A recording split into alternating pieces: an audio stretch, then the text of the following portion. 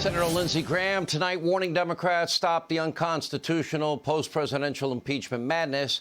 And if Democrats do decide to call witnesses, it will open up a can of worms and even prompt Republicans to call on the FBI to testify about just how much of this attack was in fact pre-planned. Here now with reaction, South Carolina Senator Lindsey Graham. I'm looking at 3 defenses here. It should be over in 3 hours, in my view, maybe 4. I've known David Schoen a long time. He's a good attorney. 1, the constitutional argument. 2, it ought to be okay. We have court documents, the FBI. We even have the fake news media, Ocasio-Cortez, Congresswoman, now saying this was pre-planned. Well, that goes against the very article of impeachment and the wording of it. And 3rd, and not less important, I think it's time for Republicans. It's not my standard, but if they're going to make it the standard, then that means all these Democrats need to be held accountable for their words of insurrection. Okay, well, let's walk through what you just said. Number one, the Democratic Party is going to make America relive January the 6th, beginning next Tuesday, not to pursue justice, just for politics. We all know what happened that day. They've charged the president with inciting a riot. You haven't seen one piece of tape playing anywhere in the country where his words would amount to incitement under any statute. The president did not commit a crime through the speech he gave. The conversation with Ratzenberger, the Secretary of State in Georgia, the Secretary of State said, "I didn't feel coerced or threatened." So the case is going to fall. The unconstitutional nature of impeachment will be addressed on day 1. I predict there will be somewhere north of 45 votes on the very first day to say the entire trial is unconstitutional because you're impeaching a guy in Florida who's out of office. So the question for the country and the Democratic Party is, how much pain are you going to put us through until we get to a verdict of acquittal? If you want to call one witness, my friend, to my Democratic colleagues, you're going to have a lot of witnesses. You're going to stop the trial for weeks and months. And for what purpose? I'm urging you to allow this trial to get over as quickly as possible when it's clear there's not enough votes to convict the president. And that will happen on day 1. All right, but Lindsey, you know your Democratic colleagues. We read the 50-page, piece. They're gonna, right. cut and splice their audio tape.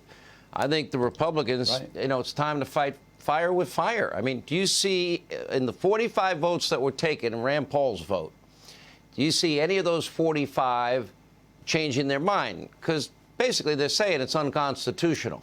That should be game over, checkmate.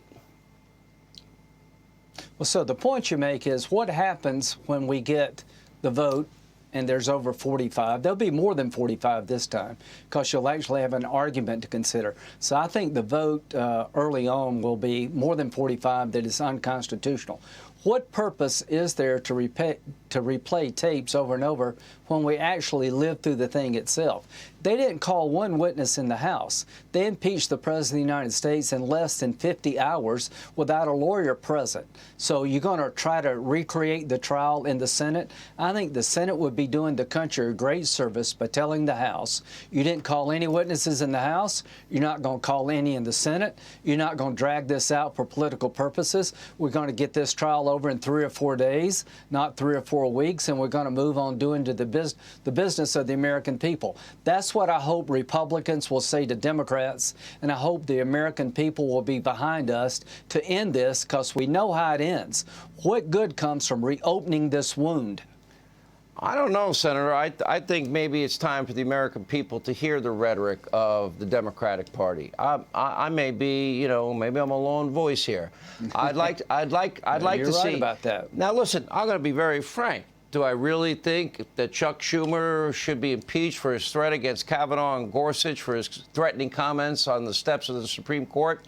No, I don't really think it meets the standard, but it meets his standard. And if that standard is going to be applied to Trump, I'd like to apply it to Schumer. The one that really, I think, has a big problem is Kamala Harris, and they're not going to stop. They won't stop. Beware. Take note. Right. We're not going to stop. That's after the police precinct was burned down, et cetera. Then you've got Joe Biden wanting to beat the hell out of a sitting president. I don't know if you said that. I think you might be in a little more trouble than Joe. Yeah.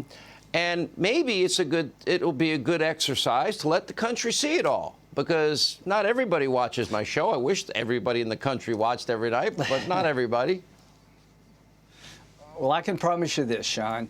If you're going to pursue this and you want to start calling witnesses and you want to drag this thing out, it would be fair to have Kamala Harris's tape played where she bailed people out of jail.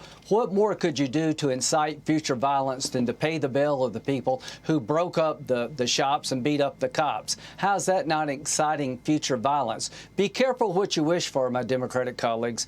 Be careful what you wish for. I don't know. You're making it more appealing every time. And you did point out even something like Merrick Garland's going to be held up as a result of this. And I don't blame you at all, because this is too important to take a backseat to anything. You can tell your buddy Dickie Durbin out there in Chicago. Sorry, Rich, ain't going to happen.